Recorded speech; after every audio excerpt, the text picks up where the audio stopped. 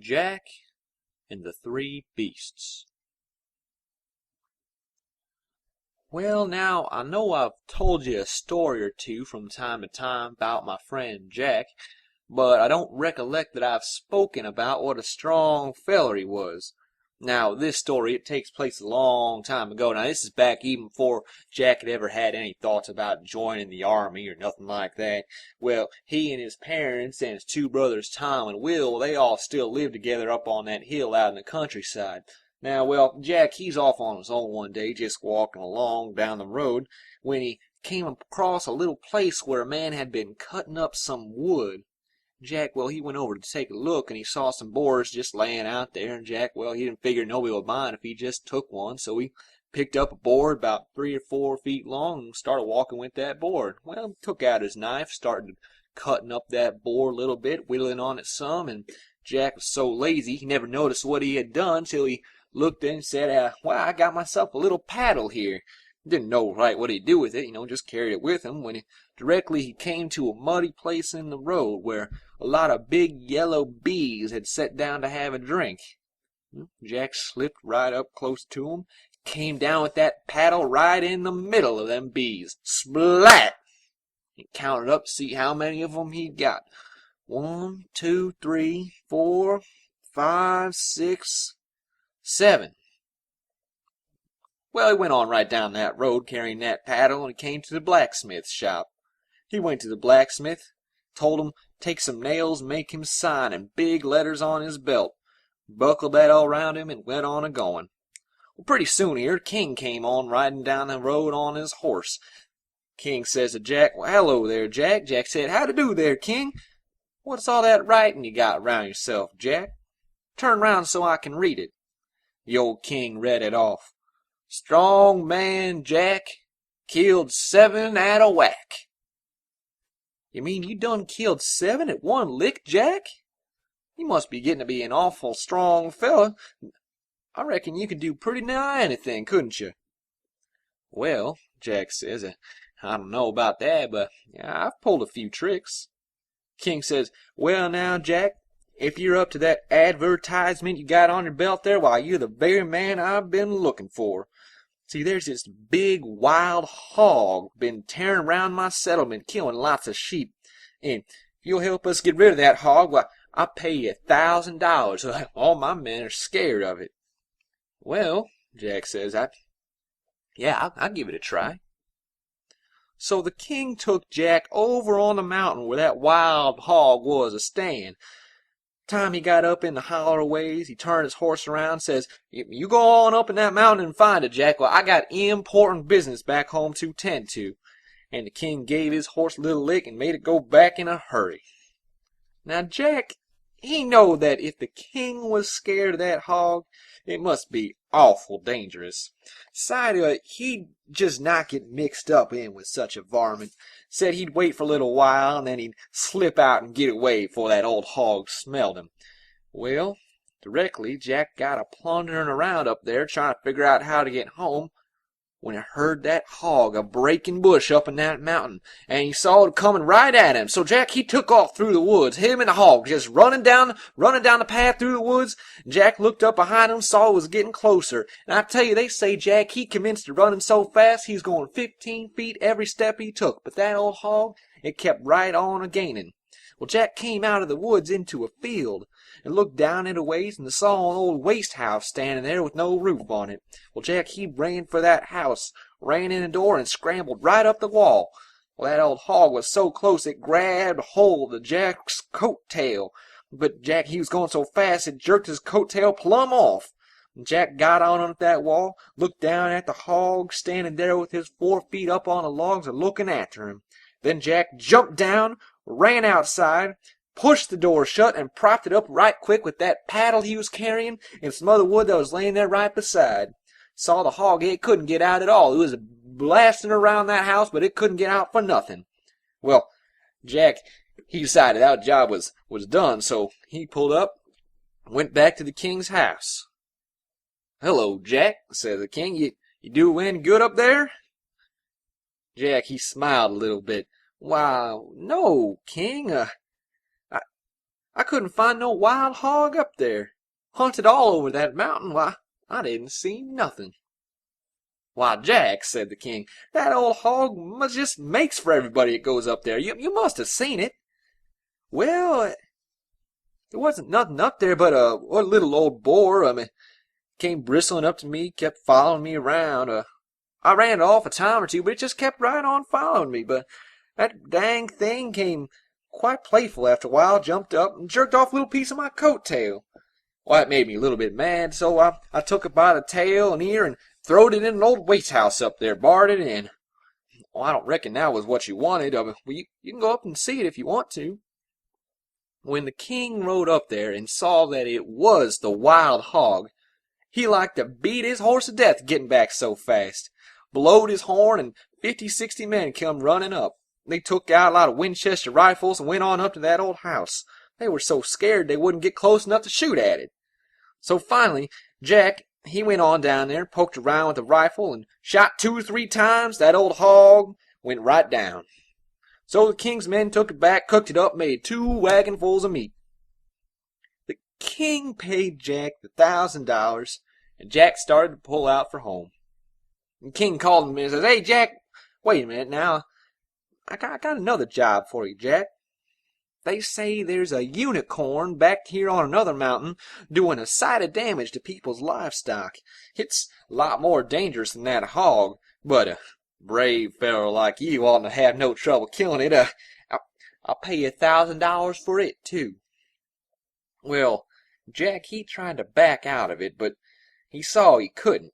So the king took him up there where they said the unicorn was, turned his horse around, and just burnt the wind getting on out of there.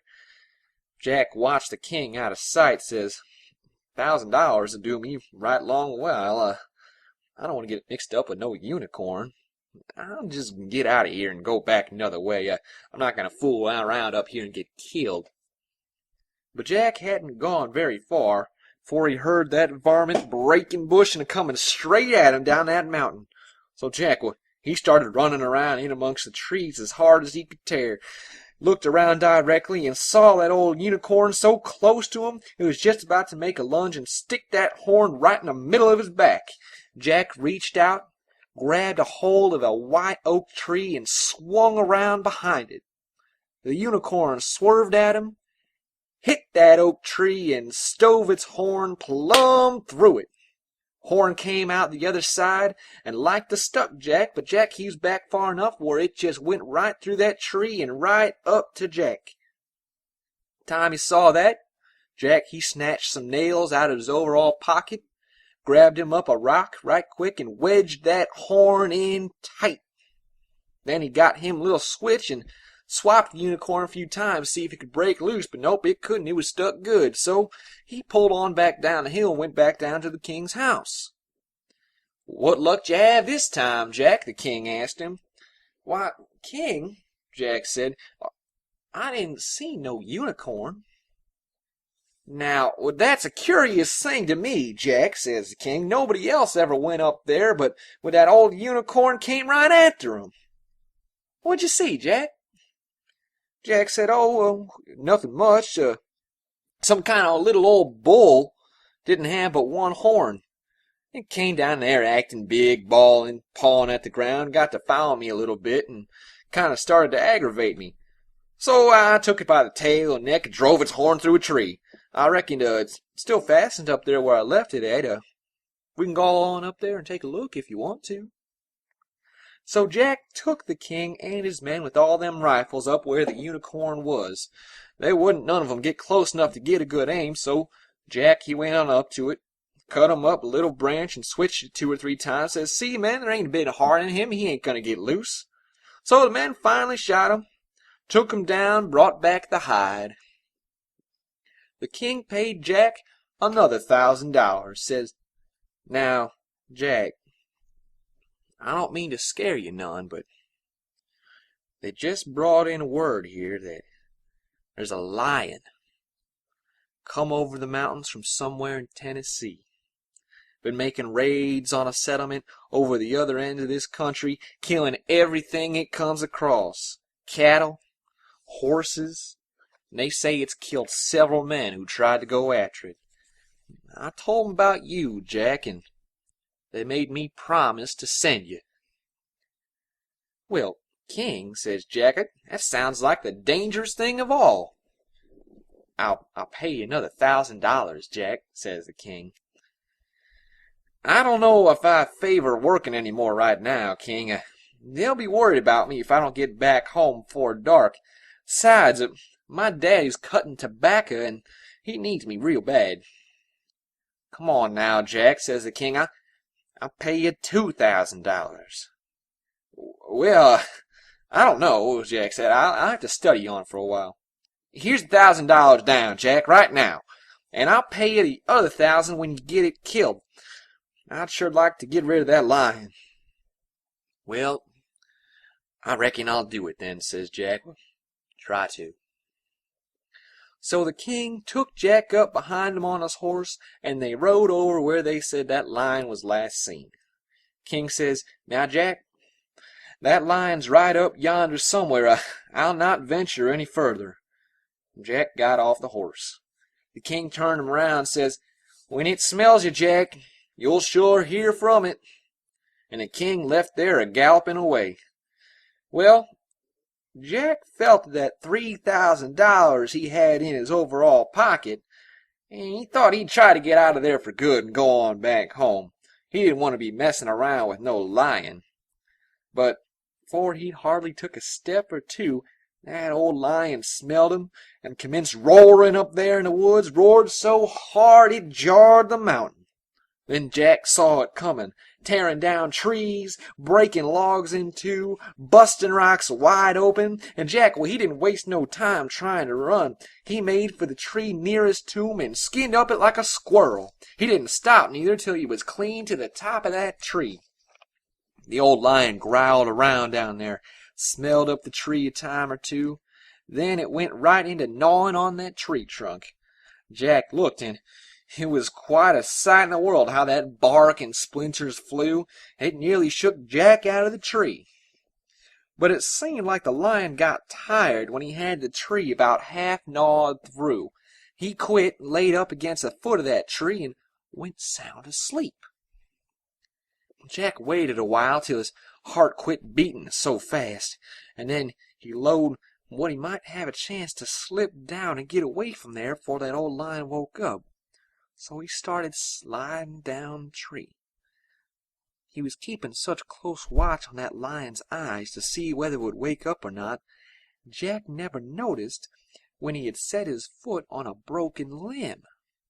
He put all his weight on that rotted out limb, and it broke, and Jack went scooting down, landed right straddle on the old lion's back. Well, that lion started roaring and jumping around, but Jack, he just held on. That old lion got to running, and he was so scared he didn't know where he was heading right for town. He got on the public highway, and he kept right on till the next thing Jack knowed, they were sailing all around the courthouse.